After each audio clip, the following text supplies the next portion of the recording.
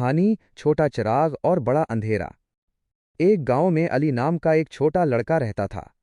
वो बहुत गरीब था, मगर उसके दिल में एक ख्वाब था। वो दुनिया में रोशनी फैलाना चाहता था। गांव में अक्सर रात को अंधेरा हो जाता, क्योंकि वहां बिजली नहीं थी। लोग जल्दी सो जाते और बच्चे अपने ख्वाब अधूरे छोड़ देते। एक दिन अली को रास्ते में एक पुराना सा चिराग मिला। वो उसे घर ले आया और साफ किया।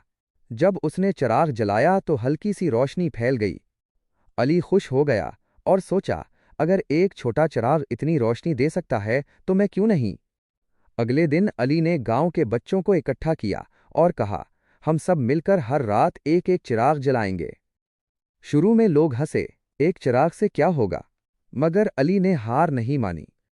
पहली रात एक चिराग जला, दूसरी रात 5, और फिर पूरा गांव रोशनी से जगमगा उठा। अब बच्चे रात को भी पढ़ सकते थे, लोग खुश थे और गांव बदल गया था। एक बुजुर्ग ने अली से कहा, बेटा, तुमने हमें सिखाया कि रोशनी बड़ी नहीं होती, नीयत बड़ी होती है। अली मुस्कुराया और बोला, अंधेरा कभी खुद नहीं जाता, उसे हटाना पड़ता है।